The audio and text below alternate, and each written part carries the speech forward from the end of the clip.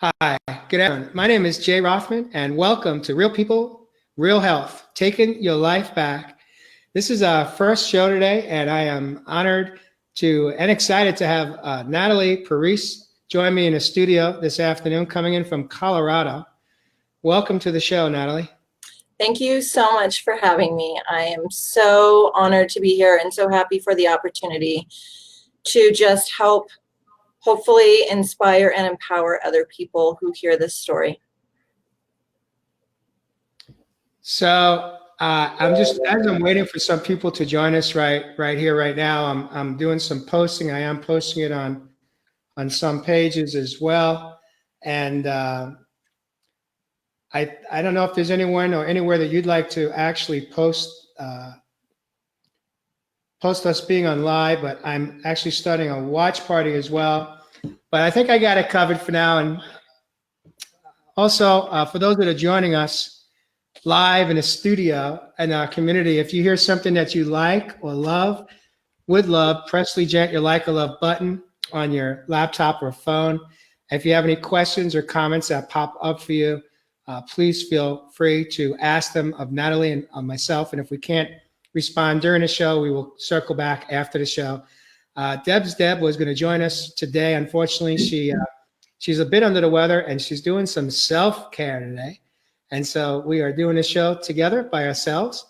And David Amerson is joining us, I believe, from West Palm Beach, Florida. Robert Doser says, hi, Jay. Hi, everyone. And Debbie is with us as well. And so, Natalie, we're here to talk about taking our life back. And so I'd like to invite you to, you had reached out to me, I believe, at some point a couple of months ago, maybe a month or so ago, and said that you had a story that you'd like to share with me in the community and come on to one of the shows. And when I read your story, you sent me a bio. I was like, of course you have to be on. There's no way you can't be. I can't deny you to share your story. Thank you. Yes. And so I'd like to invite you to maybe just share a little bit about a background and allow you to take us along your healing journey today.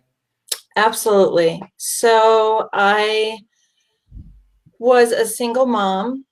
My boys lived with me most of the time, and I worked in sales in the natural food industry, which was really great, but it was also very stressful.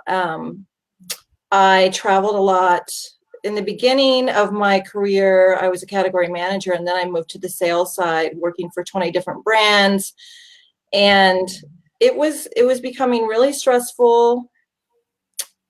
And I was actually just moving through life a little robotically, I guess you could call it. I was moving through life. I was going through the motions and not checking in with myself of who I was and where I needed to be and what my spirit was yelling out to me at the time, but I didn't hear it, So it was a situation where I just felt like I was doing what I could to get through.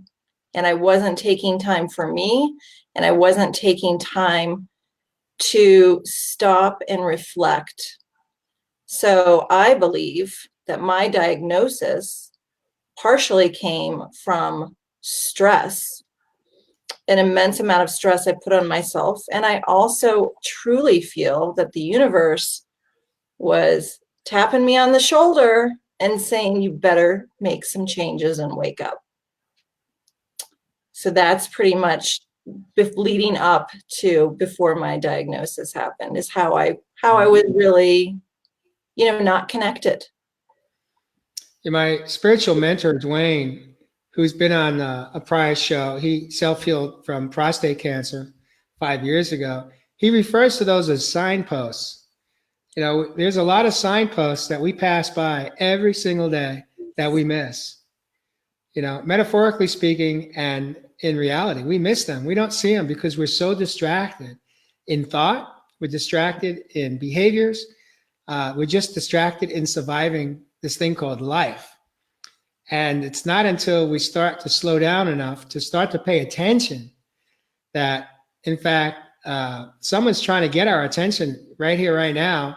And if we don't pay attention to it and we miss it, we may not quite make it. Absolutely.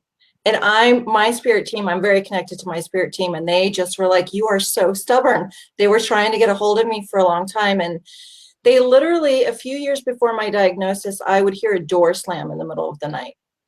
And I would wake up. And the first few times that happened, I thought someone was in my house. I thought I had an intruder in my house. And every night I would hear a door slam and it would jolt me awake. Well, I later realized it was my spirit team trying to get me to literally wake up, because I was just running past all those signs. I was not paying attention. They were trying to get me to pay attention for a long time. So I needed a pretty big jolt to start paying attention, which I got. Now, at this point, it appears as though you were a spiritual person. So I was very interested in spiritual people. I didn't believe that I myself could connect with spirit. But I had a belief in spirit, but I just thought, oh, that's other people. And when I started to wake up, I actually remembered as a child the gifts that I had that I had covered up because I was told it wasn't real. And then I thought they were monsters, but I started remembering to my childhood. So I had blocked off. I had a lot of gifts as a child that I had shut down. And so before the diagnosis, I was still pretty shut down, but I was open. I just didn't think I could be the one getting messages or seeing spirit or working with source as closely as I do, being connected. Had you grown up in a home of a religious home of sorts? Did your family follow any? My mother was not raised religious, but my father was very Catholic. And, I just remember those days in church, and I was, I'm an intuitive empath for one. And I just remember, and claircognizant, so I just know about people. And I didn't realize I had these gifts at the time, but I would just sit there and I'd be like, oh, I know exactly what everybody's thinking. And I just thought that organized religion, if even from a young age, was not for me.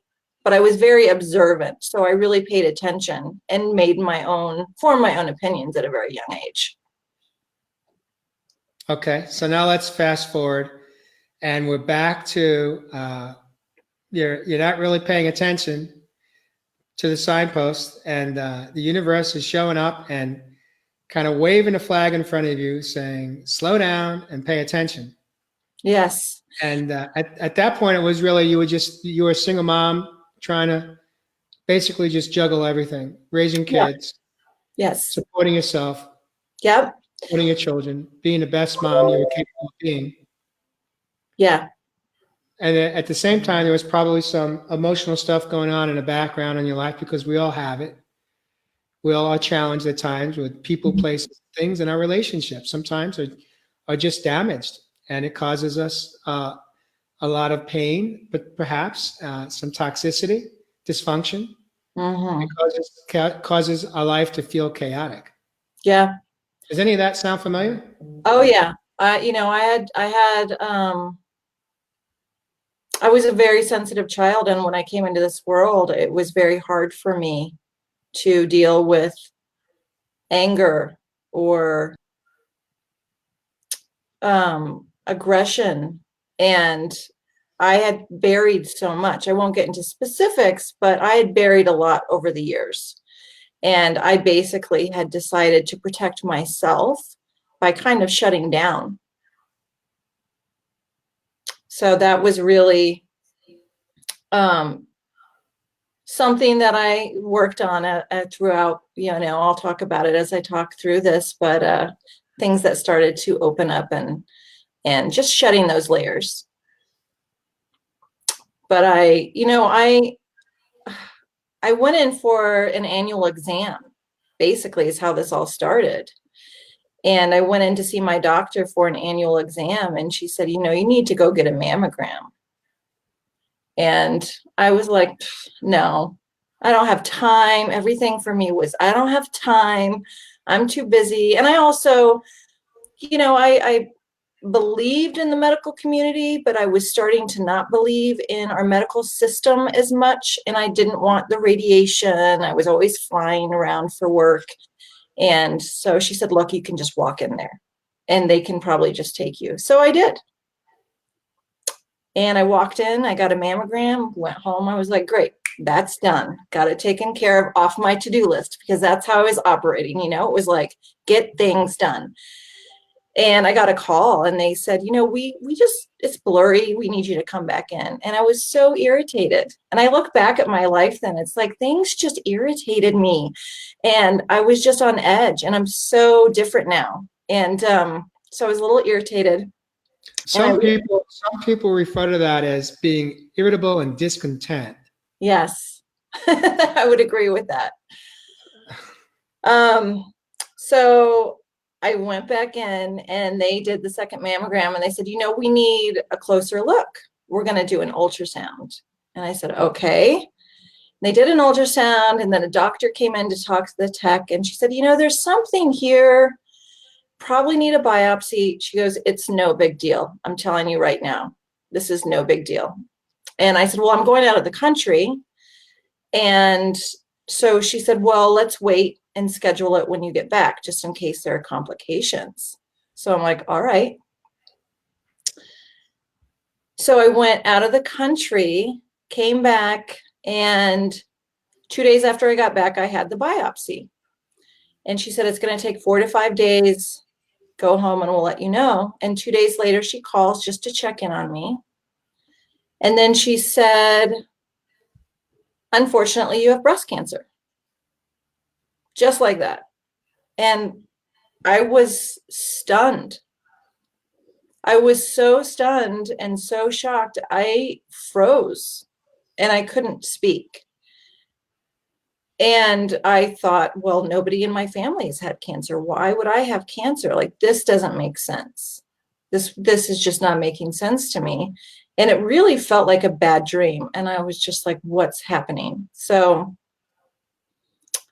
I knew I couldn't tell my family, because she said, go to the surgeon and he'll fill you in when he gets the results.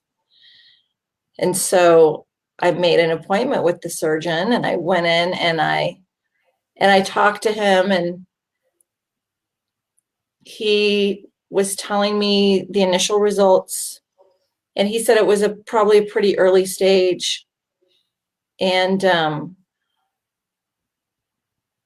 it was interesting because he kept telling me the size of my tumor. Like, at the beginning, it was really small, but my tumor progressively got bigger in a very short amount of time. So at the beginning, they were like, you're stage 1, and ended up being stage 2. Well, what size was it at that point, at stage 2? I think it was 22 millimeters, which is like a little over, I think it's a little over two centimeters. I can't remember, but anyway. But he, you know, my surgeon spent a lot of time with me, and he's like, you know, you could have a mastectomy, you could have a lumpectomy, you know, it's up to you. And so I said, let's just do the surgery. Let's just get it done. And I'll tell you right now, today, if I ever had cancer, which I don't believe I ever will again, I wouldn't even have surgery, because I believe so much in my ability to heal. And so I go in for surgery, and I told my family at this point it was really rough on my kids, but they were okay. I was just like, it's going to be all right. I just knew it was going to be okay, and got through surgery. You know, they checked my lymph nodes, go home waiting for the results. And 4 days later, I get a call from my surgeon, and he said, the tumor is bigger than we thought. We didn't get it all. You need to come back in 4 days for a second surgery if you so desire, but that's what we are suggesting. And I remember just melting down, because I thought, after the surgery, I'm like, all right, I've got this. Now I'm going to figure out my plan of attack, which I didn't know what it was. And for that call, it was just like this punch in the gut to have to go through that again within a week. Yeah, that's brutal. That is absolutely brutal. I just want to invite you just to take a moment here, just to take a nice deep breath, whether you feel like you need it or not. Giving you permission to do that. Thanks. Um, I don't know I believe this is the first time you're coming on and sharing your story live. Um, and I just want to take a moment to thank you for coming in here and honoring you for having the courage to step forward, because I know this is that it was 3 years ago that you went through this. And when we rehash and go back to the past, to a time in our life that was very fearful, frightening, riddled with a lot of different emotions: fear, anger, resentments, probably some blame, some guilt, some shame, all those negative, toxic emotions that come into play. It kind of brings us right back there in a moment. So I just want to invite you just to be aware of that, and it's okay. You're going to probably feel some afterburn after the show, and just allow yourself to feel Yeah. that. Thank you. I mean, I haven't gone live outside of, like, I've gone live within a closed group. So I have told my story quite a few times. So I'm not as emotional like I used to be, because I have told the story to friends and at smaller groups many times. And I have shed many tears, and I've gone through many cleansings. Beautiful. So, I mean, I don't know. Sometimes something can trigger me, but I've worked through so much now that I'm almost looking at this as somebody from the outside, watching somebody who went through this process, and I'm able to look at it by just acknowledging the entire process, start to finish, which was not just going through the cancer diagnosis, but really the reawakening. So it's almost as if I can stand back as an observer and really watch, because I've worked through so much. And so to get to that place is pretty powerful for me. Beautiful. That's beautiful. Thank you for sharing that. Yeah. So let's get back to your story. So now you basically got slugged in the gut with a 2x4. 4 days post surgery. The doctor says, "Whoops, we didn't get it all. We need you to come back." Yeah.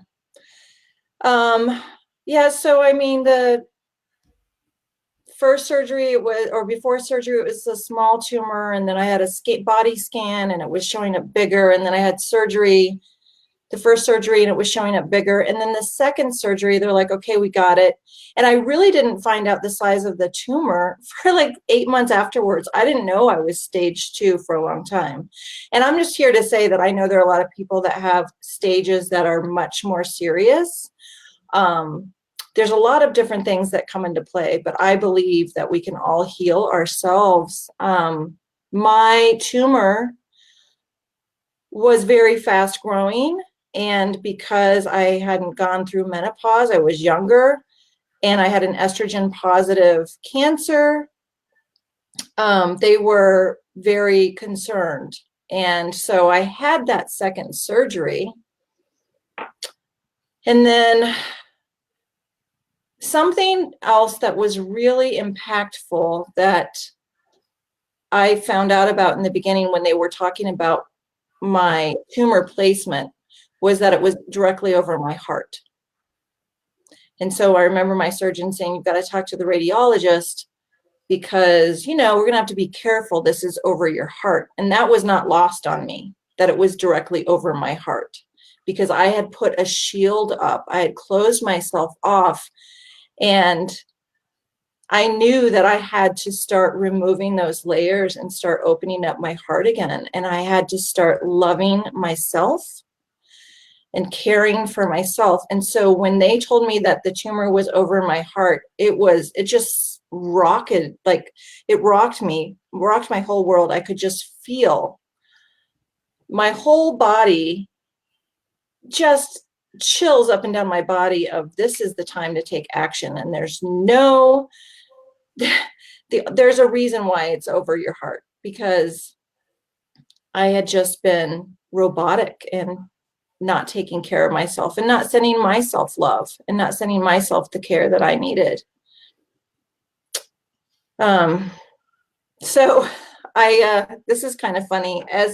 So I got through the second surgery, and I started working with Reiki practitioners and acupuncturists, and I'm just like, I have to figure out what I'm going to do. And so I started talking to my cancer, and I named it Sherlock because I'm like, I need some answers. I want some answers. And at the same time, I started a blog, and I started really getting involved. I'm like, what am I going to call this blog? And after that second surgery, things started happening where I was starting to want to connect. And I named my blog Cancer is My Spiritual Guru, because I'm like, this cancer is here to teach me something, and I need to learn. And so I started educating myself on all things that would be protocol. And I went to the radiologist to hear what he had to say. And he had me sign a disclaimer. I said, I don't know if I'm getting radiation. I haven't decided yet. I was definitely on the fence. And he said, well, just sign this disclaimer. In case you do, then you don't have to sign it. So I read the disclaimer, and it said radiation may cause cancer. And I looked at him and I said, you know, I knew this. I said, but I'd really love to hear from you. How many people, you know, do you have studies on how many people actually get cancer from radiation? He said, no. There are very few people. And I said, okay. I said, listen, I'm going to sign this disclaimer because I'm not sure what I'm doing yet. I said, I just wanted to talk to you a little bit more about this. And so I didn't know what I was going to do at that time. And then I had to go to the cancer center, and I had to go see my oncologist. And that day changed my life. I walked into that cancer center, and I was waiting for my oncologist, and people are coming in and out for appointments. And as an empath, I'm feeling their energy, and I'm getting really overwhelmed. And I'm seeing these people that are frail and are going through chemo, and my heart just broke in half. I just was feeling so much emotion from them. And I was called in to see my oncologist, and he had results from some more of my tests, and he was very concerned.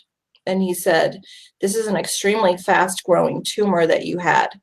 And he said, and you're very high risk for recurrence. And he said, you need radiation, you need chemotherapy, and you need to take tamoxifen. And I researched everything. And I said, I'm not doing chemotherapy. And he just moved back because I was very direct. And I said, and I'm not taking tamoxifen. It's been labeled a carcinogen in California. They want you to take it for 5 years. And I said, I'm not. And he said, well, you need to do radiation. And he said, you're going to die if you don't at least get radiation. And those words are powerful. And I just looked at him and I said, you know, I'm not sure what I'm going to do. I said, I'm going to start treating myself naturally. I said, I'm not sure about radiation. I said, but you need to be able to support my decisions. And if you're not able to support my decisions, then I'm happy to find an oncologist that will support me. And that's so important for everybody to know. If you're working with an oncologist, that you still need to go get your blood work, but you're working with someone who is not agreeing with what you're doing, get a second opinion. Talk to somebody who's going to support you. There are many oncologists that will support you as you work on healing yourself. So we have options. We don't have to settle for working with someone that we don't feel is respecting what we feel is right for us.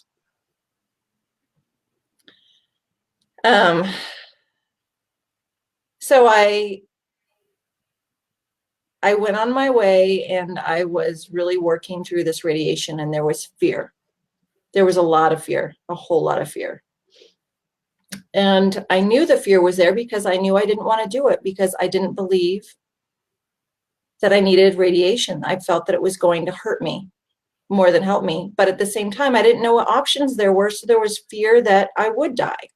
There was fear that there wasn't anything else for me. So I decided, after researching, to go to Mexico. There was a clinic there. They had a tonic. They were a natural clinic. And so I flew to California, and the next day went over the border, and I spent all day there, and they were really great and they were wonderful, treated me really well. And at the end of the day, the doctor came in and said, all right, so this is what you need to do. You need radiation. And I went, what? And he goes, of course, following the diet and taking this tonic. And I said, I'm not doing radiation. That's why I'm here.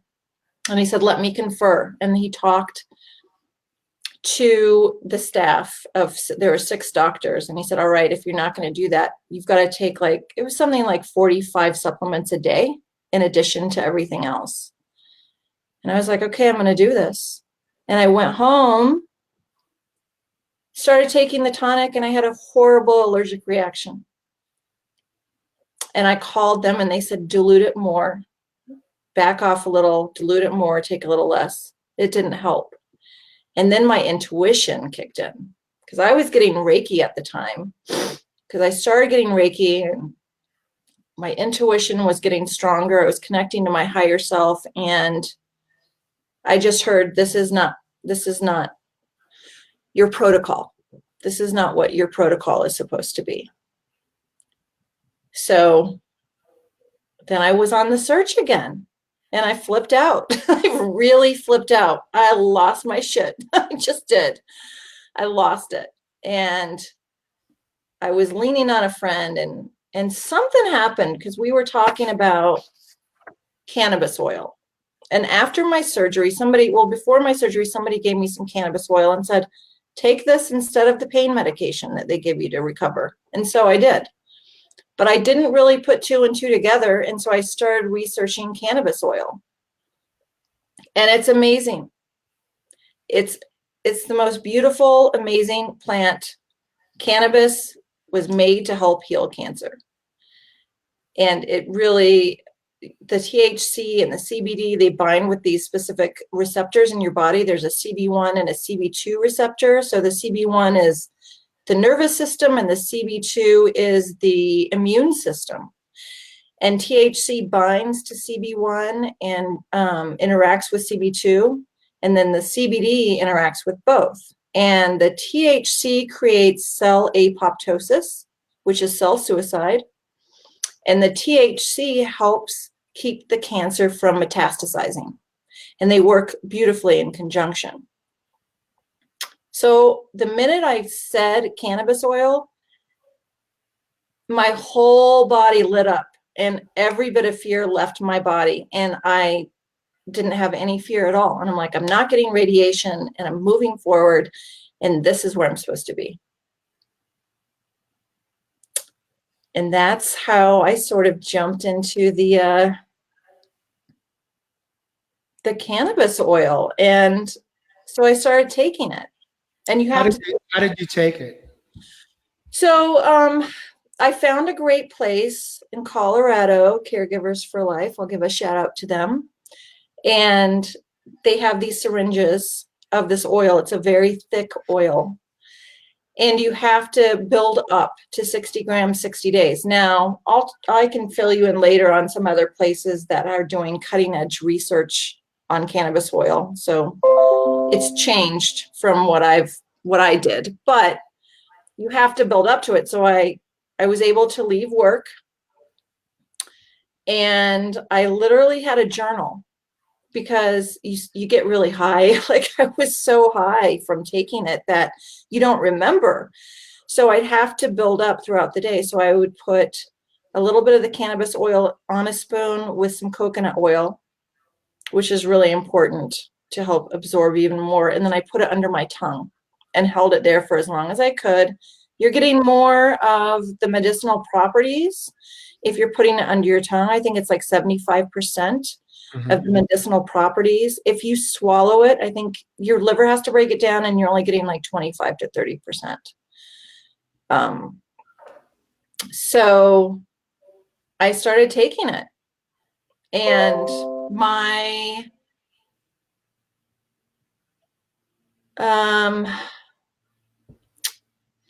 I guess to describe what started happening, I felt like I was in a cocoon of healing. And when you have cancer, you need deep restorative rest, and you need to not think about daily tasks or have monkey mind going on. And it quiets all of that. You go within. And I really went within. I really started to just let myself be taken care of. And I started seeing spirits around me and guides, and I just felt like I was being cared for. And just, it was a deep healing. Now, if I heard you correctly, up until this diagnosis, you didn't really ever feel like you had a connection to the universe, to the divine, to God. Not as much. I mean, I knew that there was a connection, but I wasn't really trying to dig into that. I wasn't trying to open myself up more. So yeah, things started to really change. So looking back in retrospect, in this moment, whether you understood it then or not, but what I see it as is the cancer, one of the gateways for you was the gift of total connection. Mm-hmm. And maybe for the first time in your life, having the awareness of your intuition and listening to it for yourself. Yeah, absolutely. So the cancer gave you a gift. Absolutely. Probably more than one. I mean, you may hit on them. It did. It gave me many gifts. And I tell people all the time, I'm grateful for cancer. I am. I'm grateful because of who I am now. So it changed my life. And to be able to be aware when you're going through something and you're in the thick of something that seems traumatic or so difficult, it's hard to be able to see to put any gratitude on what's happening. But when you're able to look back and you've gotten back to the light, you are able to really give thanks and gratitude for being shown where you're supposed to be, and for learning these lessons. Yes. And these lessons can be really hard, but if we pay attention, it's just the time for you to expand. It's a time for growth. So that was such a beautiful time for me. I really felt safe, and I knew I was on the right path. How And old were your children at that time? 18 and 20, and they were both still at home. So while you were going through this process that you're in the midst of describing, was there anyone to help you so that you could keep the focus? Like, what did you do for income, for your job? Did you detach? Did you take a leave of absence? What did that all look like so that you could do yourself? Yeah, so that's that. I was just really lucky. I was able to take some time off of work, and I was really taken care of financially. And my children, I didn't need that much help. I was really, except to get to certain appointments, I was on the couch sleeping a lot. But like, my children would go to the grocery store. I have a brother here. If I needed help, I have friends here. I have a great community. And so for day to day, I just had a lot of help from people if I needed it. I didn't ask for that much, though. I wasn't doing much. There wasn't a lot going on physically. But, and I was so far within that I didn't feel like I needed help even talking to someone to figure out what was going on, because I felt like I was starting to understand. So you're doing this CBD oil. What did your nutrition look like up until that time of diagnosis? And did you change anything in your nutrition once you had the 2 surgeries? Yeah, so my diet was pretty clean. It was pretty clean, but when I was diagnosed, I started doing a lot more juicing to get those phytonutrients in, really doing a lot of juicing. But I wasn't really extreme with my diet. When you're taking this oil, I don't know if anybody else has had experience with it, you're in, like, I would grab something from the fridge. So I would just have things that were healthy for me. But I wasn't so caught up in every single thing that I needed to eat. Being specific, I couldn't function that way. Personally, I think it's good if you have a very, a really strict diet, but it was fairly strict, but I'm not going to lie and say it was, on point all the time.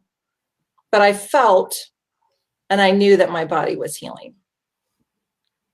I could feel it. Yeah, I was going to ask you, like, what is that? How do you describe that feeling? Is it just a feeling of intuition, or are you aware of physical shifts and changes taking place? Both. I started, it was first with my intuition, was very strong, very, very strong. But then I started having visuals. I started seeing my cells. I could see my cells. I could see inside, it was like a light going through my cells, almost like a cleansing. And I visually saw that. And that was pretty amazing. I was like, and I wasn't shocked at anything at this point. I was just like, all right, let me just see everything. Let me just feel everything. I want to know what's going on. And I did. And as I was, this was pretty interesting. This is really taking control. As I was taking the cannabis oil, about a quarter of the way in, I decided to grow my own plants and make my own oil. Someone had taught me how to make the oil. I'm in Colorado. It's legal to do all of this. And a friend of a friend knew how to make the oil. And so she taught me how to make the oil. And so I had plants that had been pretty large starters. So I was able to make the oil. And there was something about working with the medicine, the plant medicine, from start to finish. I don't know if I would suggest this to everyone. I didn't have it tested for the CBD and THC, the exact amounts, but my intuition was telling me I was supposed to do that. And I made the oil. And so I treated myself from the plants I had grown, and talk about being empowered. That was amazing. So, I got a quick question for you. I'm going to just jump in here for a moment. How was your family members and friends reacting to the choices that you had made at this point in time? yeah. That you had opted out of traditional treatment above and beyond having the 2 surgeries. You were not willing to do radiation, chemo, and that other drug you mentioned that I hope I never have to know the name of. And I want to, so I don't want to know it. So putting that aside, Natalie, how supportive were your friends and family, or did you get a lot of pushback or any pushback? And how did that impact you and your choice decision making? I was pretty lucky I didn't get a lot of pushback, but that's because my friends and family know how stubborn I am. And once I set my mind to something, they just know, and I'll just be like, whatever. So that's why I don't think I got as much pushback. I know that some of my friends and family didn't agree and were worried, but they did not challenge me because, again, I'm a force to be reckoned with when I make up my mind about something. And they know me, so they knew better. And that was nice, though. I mean, I know that they were trying to be respectful of my wishes too. That that they might not have agreed, but they were quiet, and they'd let me do my thing. And my friends and family are just now, they're just like, that was amazing that you were able to do that. But I feel like everybody can do this. They just, you have to break through. It takes, you need help. Reiki helped me. That's why I do what I do now. But it's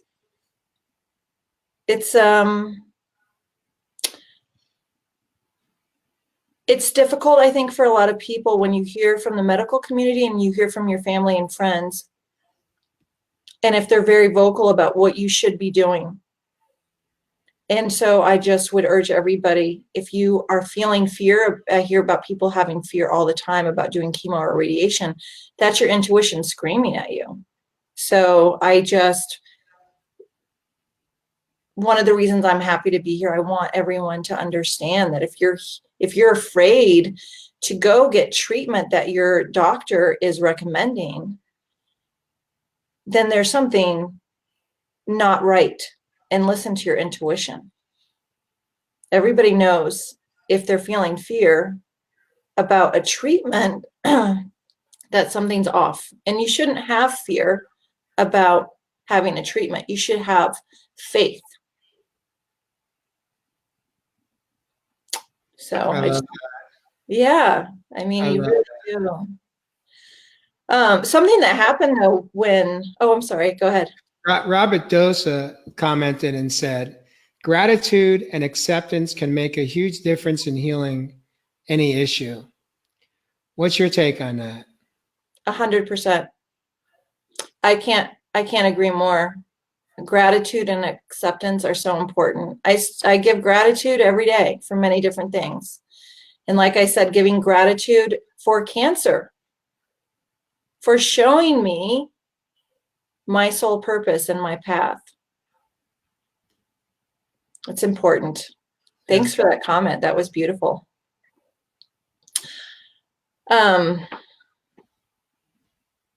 When I was, before I was done taking the CBD THC combination, the cannabis oil, I ended up getting really sick. And I couldn't hold any food down, and I was so sick that there was a little bit of fear. And I remember throwing up, and I was throwing up so hard that my stomach cramped, and it stayed cramped. And I was like, okay, if I go to the hospital, they're going to tell me that I'm having an overdose situation. Because you can sometimes overdose. You're not going to die from cannabis oil, but sometimes you can overdose. So I made an appointment with my Reiki practitioner and went in to see her, and she could see so much. And she said, you're throwing up the root of the cancer. And they're telling me that it's 3 more days. And when she said it was the root of the cancer, I knew it was true. My whole body just lit up again. And I was only drinking electrolytes. That's all I could hold down. And she said, 3 more days of this, and then you'll be fine. And Hold on a minute. I just can't believe what I just heard. I mean, that is unbelievable. It just hit me like, whoa. I mean, this is crazy. She sensed, her intuition was saying that what you were feeling, that deathly illness, that sickness, that pain, was you were basically, the work you had done had deteriorated the root enough to where it no longer had its strength to keep you in bondage. And your body was rejecting it. Your body was shredding it. You were about to expel it. Yeah. Yes. Now, do you believe that she was speaking that metaphorically, or was she speaking that like in reality? Was it a metaphorically speaking, or was that the truth? Or does it matter? I don't know that it matters. I feel like it was a combination, to be honest. Metaphysically and physically, I do. I feel like there was a bit of a combination. But when she said that, I was like, oh, I know I am. And it was this beautiful confirmation that everything I had been led to do was correct for me. Beautiful. So I just, I was so happy because it was a big confirmation that I took this big leap. And I know other people were looking at me like, whoa, what is she doing? But I took this leap of faith because after that whole episode with the tonic from that medical clinic that didn't work, and I had all these hopes that it was going to, I felt like I was stranded in the middle of the ocean on a life raft. And I was like waving this flag for someone to help me. And when I remember having that visual, I was like, the only person that's going to rescue me is me. And I had done everything I could to rescue myself, and it was working. And so that was just great confirmation, really great confirmation. And while I was towards the end of this whole process, I was getting certified as a Reiki master. And I started seeing spirits. I started seeing people who had passed away, and, you know, I'm connecting even more. And so the whole process, you know, Jay, we talked about this earlier before the show a little bit, that's that mind, body, spirit connection.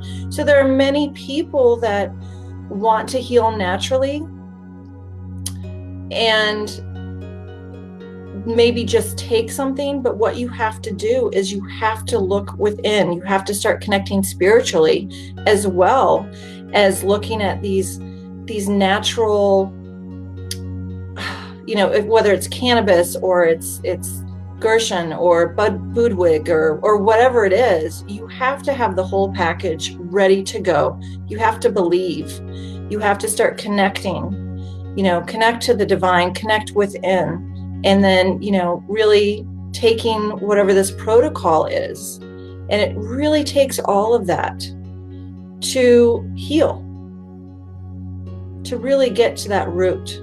It takes everything. It's true. You know, I shared with you before the show that my spiritual mentor, Dwayne, self-healed from prostate cancer. And I asked him this July, he's clean over 5 years now. And I asked him if it was going on a water fast for 45 days, or if it was going raw vegan for 1.5 years, or if it was detaching from everything in life with responsibilities and moving back to his mom's home so that he didn't have to worry about finances and just work on healing himself and taking those walks at the beach in St. Thomas every day and doing all the things that he did and growing his own medicinal medicine to fuel his body. Which one of those was what is why he's alive today, or where was spirituality and all that? And I was somewhat surprised, but then again, I wasn't, because he is my spiritual mentor. But he said if he didn't have any connection with the divine or the universe or God, or however you want to refer to it as a power greater than yourself, he doesn't believe that he would have made it. He doesn't think he would have survived. But because of his faith, because of his background that he had growing up in the home that he grew up in, and he was no longer affiliated with a religious organization, but he was a very spiritual man today, he believes that that was the most important piece of the puzzle. If he didn't have that, and he had done everything else that we just described, he doesn't think he'd be alive today. Yeah. And the beautiful thing is that we had a great conversation last night that lasted over an hour, and we weren't talking about sports and we weren't talking about politics. We were talking about health. We were talking about how he's continuing to expand and grow and learn and research different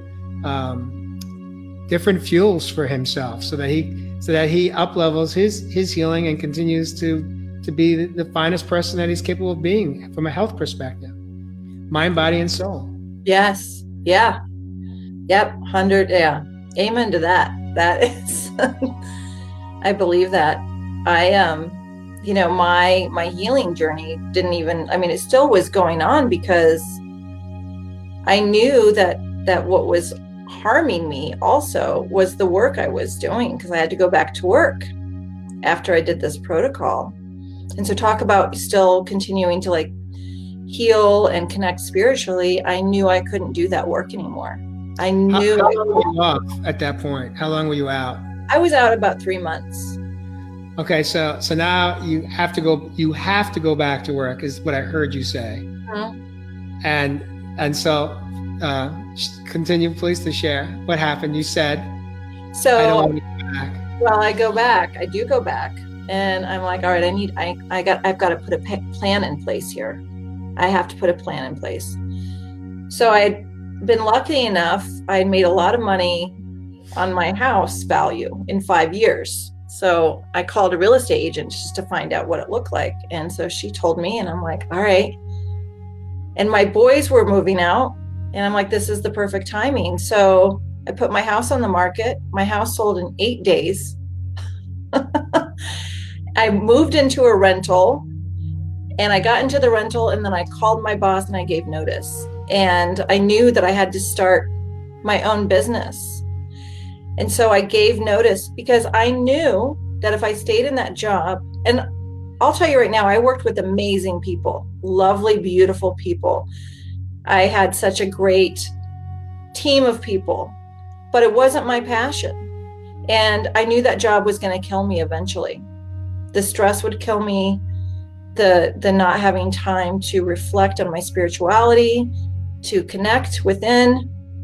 And so I gave notice, and I started my own business. And so now I'm doing, Reiki and regression hypnosis, and I'm a medium, and I'm doing readings, and I'm doing intuitive coaching. And so that my whole story, everything I've just told you, this has all happened. And I went through all of this because I'm supposed to help others.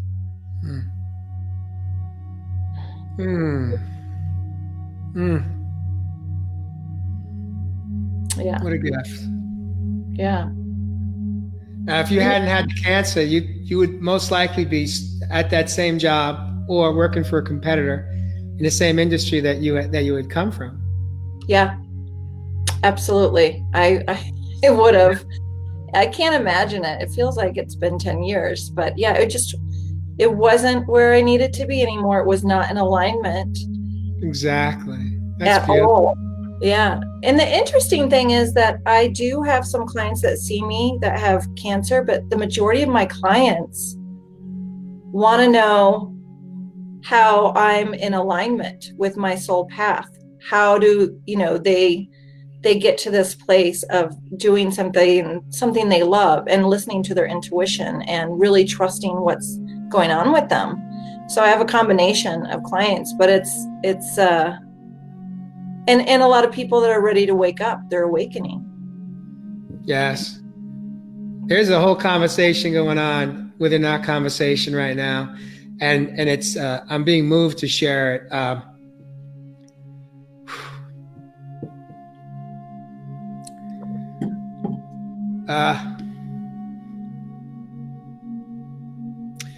There's a movie, a documentary that came out in November of 2017 called HealDocumentary.com. It just got released onto Netflix in the last 7 to 10 days. Kelly Noonan Gores was the director, the producer. It was her baby. She brought it to life. And I shared this with you before we started the show. That documentary changed the trajectory of my life, because up until that point, JoeDispenza, who was one of the doctors that was part of that documentary, shared his healing journey of how he self-healed, fractured a broken vertebrae. He had a bunch of them, and he chose to not have the rods put in his body because the doctor says without that he'd be wheelchair bound the rest of his life. And he was in his mid-20s, and he was an athlete, and he was actually involved. He was mountain biking or road biking involved and hit by a car and nearly killed. But he opted out. He said, no, I'm not doing that. And he went home and he sat in his wheelchair, and he just did for 10 weeks. He just did this. He created this visualization as he sat watching, looking at this chair that he needed to be able to walk to. And he did that for like 10 weeks. And the visualization was he was recreating his spine, his vertebrae, so that they were lined up. And he did that day in and day out, every single day, until, now I'm paraphrasing him and I may have it wrong, but it's okay, I'm close enough. It was either the 10th or the 11th week that he walked out of that wheelchair and into that chair. And by the 11th or 12th week, he was back on his bike. And that became his life story. And that became his career. He went to school, studied to either be a doctor or a scientist or both. And today he pays it forward by really being a doctor of inspiration of the work he did himself. Mary says it was 6 vertebrae. But Heal Documentary, once I understood the power of healing that Dr. Joe did, I took that on for myself. That November, my bypass was clear, 100% clear, because I had just had the testing done, I think maybe a week earlier before the movie came out. And I then decided to embrace that whole exercise and did it for myself. And between that November and this July, it was about 8 months had passed. They found that my bypass was 100% blocked. So I should have had no blood pressure, no blood flow to my toes, to my hip. I should have been in a wheelchair. But what they determined was that I had created my own collateral vessels, blood flow to my legs. And I credit that to Dr. JoeDispenza, because it was his experience with healing himself that gave me the inspiration that if he could do it, as a 25-year-old young man, or whatever age he was in his mid-20s, that I could certainly do the same thing at the time I was 56. And when I got the diagnosis, and the prognosis was that, well, you got 100% blocked bypass, but you have created your own blood vessels. And so you're now at 70%. You're not at 100, but you're at 70. Now, in that moment, I said to the doctors, well, what do we do? And their answer was, we go in and put a new bypass in. And we repeat the surgery that should have lasted 10, that didn't last 3. And I was like, for the first time, I was empowered. And I said to my vascular surgeon, who was a leading vascular surgeon out of Cedars-Sinai, I said to him, oh, heck no, I am not doing that again. I'm not putting my body and myself through that process again of that major surgery. I'm not doing it. And he had no other solution for me. So I came up with my own solution. I decided I'm going to take 70% blood pressure up to 100. So within 3 weeks, our bags were packed and we moved to the mountains of North Scottsdale. And I hike 7 days a week now so I can continue to build. So there is millions of stories like yours and mine. I could go on, and I know you can. But because these stories are so powerful. And, you know,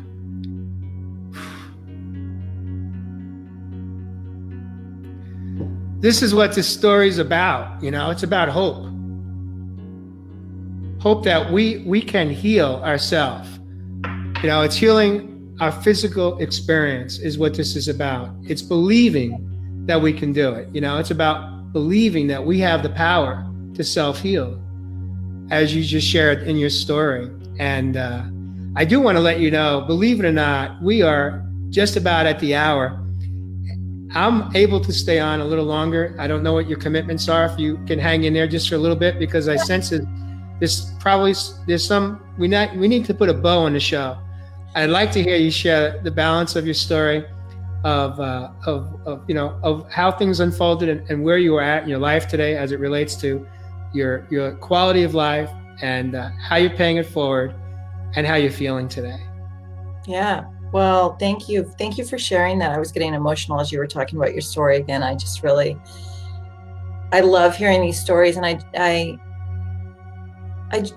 just want everybody to know that we are all so powerful as individuals. We're all so powerful. And when we can connect within to ourselves, once we are connected within, we start to connect out with others, and we start to spread that light. And that's what we're doing right now. We're awakening, and collectively we are so strong and we are so powerful. So we start connecting within, and then we start connecting to the collective, and we can change everything. I believe that. Right now, I'm cancer free. They like to call it remission, but I know that I am cancer free. And I am so connected, and I have such a beautiful community of friends, a beautiful spiritual community, and we all support each other and we all love each other. And I continue to learn and to grow. I am a healer, I'm a teacher, but I am a healer and a teacher that will continue to be curious and continue to expand and continue to learn and grow, because we constantly have to learn and grow. And especially if I want to help others, I need to be flexible and I need to be open, and I love learning and I love expanding, and new things are happening every day. I had a spirit guide pop in and hang out with me all day yesterday. He was so clear. He was so clear all day and just beautiful. And I've never had a guide that clear, both hearing and seeing, just crystal. And so things are happening all the time that are new. And I have my own business. A lot of it's online.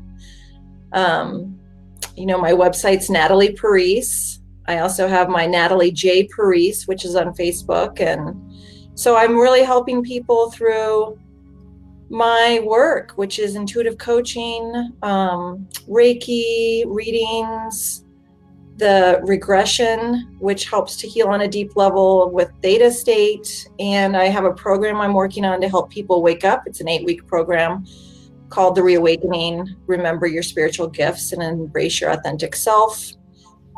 And I am working with the community, and I'm also working with people that cannot always afford. I try and give away some things and free healings once in a while, and giving back a percentage to certain organizations. So I believe that as you are on your path to always give back to everyone else, and you get to these places where you have to, again, trust. If you get to a place where you're like, okay, how am I going to make money, or things are slow, that's the time you give back to somebody else, because you're telling the universe you trust, and then it comes back tenfold. How does it feel when you give back?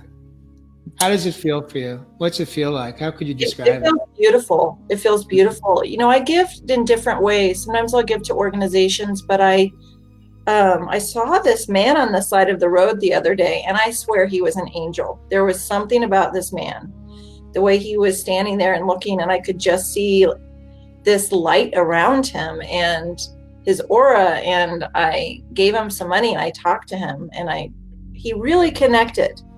He really looked me in the eye, and I said, really take care of yourself. Take care of yourself. He goes, I am. And he was just like, thank you. And he really affected me.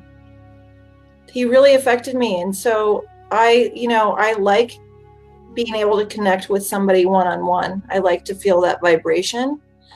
So I try and do both, of doing that interaction directly with someone.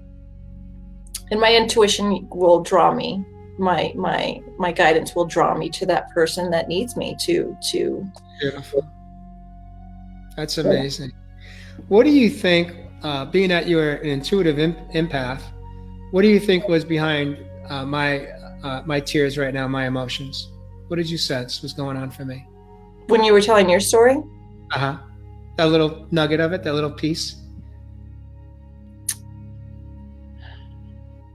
The beauty in the healing process, and the beauty in the strength that we all have within us to get to the other side, and the power that we all have to be able to heal mind, body, and spirit. I just feel that you were happy too, to know that you have this ability, like you have this power. We're powerful. Yes. We're powerful people. There's so much power that people don't even, I don't even understand. I understand we have power and a lot of power, but even I don't understand how much yet. We're still learning, Yeah. It's amazing. I think you nailed it. You were really, really good in that sense that, for me, it's the tears and the emotions were not about anger. They were not about sadness. They were not about woe is me. Because behind all those clots, there was a diagnosis of a rare blood disorder. And that's the last of the Mohegans that I'm shredding right now. I may have shredded already. I haven't had a test since last July, but that's my intention, is to heal this autoimmune that they assigned to me that said I'm going to have for the duration, which I believe is a lie. I don't accept that as my truth. I don't accept that as anyone's truth. I believe that we could heal. If we could heal cancer, we could heal an autoimmune disorder that was brought on by our own behavior. And so I don't accept that diagnosis, and I don't accept the prognosis. But for me, really, it's about gratitude and about empowerment, and just allowing myself, just when I get so lit up by hearing someone like you step forward and share your story. Because there's a lot of people in my world, in my circle, that are so unawakened and reliant and have all their faith and trust in doctors, their doctor. And their doctors aren't serving them. Their doctors just maintaining them with pharmaceuticals. And those pharmaceuticals are just a patch, it's just treating a symptom. And what they don't understand is that it's wreaking havoc within their body and causing all new damage that they didn't have before they started taking those pharmaceuticals. So now you're in that loop. And, you know, when I chose to get out of that loop. And I make different choices today because for me, there's something that my spiritual mentor said to me one day, and it made a lot of sense. He says, one thing that Western medicine does not take into account is something called the natural laws of God. And they don't understand that. And they may, you know, I hope someday in my lifetime that they'll have their awakening and understand that, you know, perhaps maybe there's hybrids. We don't have to go one way or the other. We don't have to have the black or white contrast. We can make choices for ourselves that is a hybrid of both, but at least offer it, at least have that available to the patient. And today it's just we're not quite there yet, but maybe with people like you stepping forward and others that I presume will step forward in platforms like what we have created here today, it will help other people understand, give them hope and faith and inspiration that they too can take back their life and take back their power. And we can fire our doctors. I just fired one last week. And I didn't do it in a mean-spirited way. He does not even know that I fired him. But I have no intention of ever going back there. And I'm comfortable with that because I understand the power of healing today. And that's really why this show is the first show that we're doing, because when I understood how this doctor talked to me last week, and how unacceptable it was to me. And it just allowed me to express my back end feelings, how I felt when I left his office. And I shared it in a very public way. I went public and I did a Facebook post. And that post had over 200 people that responded and reacted in sharing their own stories or their own experience. And that was what I needed to hear. And then intuition came from within. And I realized that we need to start a show where people come forward so other people can hear that they do have choices and that there isn't only one choice. There are lots of different ways to attack and to shred and to just basically take the root out of disease, as you shared with us today. Yes, absolutely. How are you feeling in general? How is your health today? Excellent. I'm not on any medications. I was never on a lot of medications. I was on one at one point for a thyroid, but after I've gone through this, I've gone off I won't take prescription drugs. I just won't. I'm pretty hardcore, but I don't need to. I'm very healthy. I don't have anything going on except really great health. And I feel really good. I feel alive. I'm very sensitive to everything around me and energy, and it just feels really good to be that aware. So it's just, I'm amazed at what's transpired. It feels like it's been 10 years ago. And sometimes it felt like people say, oh, you went through all of this. And, some people might just yell at me for saying this, but when I was going through this whole process, it wasn't that hard for me. It doesn't feel like it was that hard. I know that there were some difficult times, but because my intuition kicked in, it didn't feel as difficult as it sounds. And some people come up to me sometimes and they're like, oh, I can't believe you went through all of that. And I'm like, it was all right. And look where I am now. And I'm grateful. So yes, I thank you for doing this. You're giving a voice so people can hear these stories, so other people can understand, like you said, that there are so many choices. The medical community is only giving you a few choices because they have to. The medical system is broken unfortunately. And a lot of doctors, if they don't suggest certain protocols, they can actually be fired. But there's so much out there if you research or you connect with other people. And that's what your show is going to do. It's really going to help other people connect, and it's going to give other people the sense of power that they hold within them to take steps forward to take control of their own health and healing. So thank you. Last question for you. How has this experience changed your relationships with the people you care about? Dramatically. Something interesting that happens when you change, when you shift like this, is that sometimes some people in your circle, you're starting to vibrate differently. So there are some people that we're not vibrating the same as much. We're still friends, but we're not seeing each other as much. And then there are new people that have shown up that we're really vibrating. And so I always see it as like this circle with different people moving out, and it's all about vibration. It doesn't mean someone's not in your life or someone is forever. It's just, it shifts and changes based on what you need and how you're vibrating and what you're supposed to learn. And everyone's here for a reason, but it's all been beautiful. And I have a very strong relationship with my family. My mother's gone along for the ride, watching me. And she was actually diagnosed with cancer 5 months after I was. And I'm not going to talk about her story because that's her story to tell. But, she really watched me go through this. And, I know that she has told me she's learning a lot from me. So I'm glad that I can be helpful to her and to some other people that are possibly learning from my story along the way, some of my friends and family. Beautiful. Well, thank you so much for stepping into the studio today and sharing your story, sharing your truth, sharing your healing experience. I am so grateful that you showed up today, and I know that you have touched someone's life today, whether they catch us on the live or they catch us on a replay. There is no right time or wrong time. It's just when we show up is the right time. We're never early, we're never late. We're just on time. And I know that the words you spoke today will impact someone's life in a very, very positive way. And we can't do more than that. We just keep showing up and hopefully inspiring people by sharing your healing journey.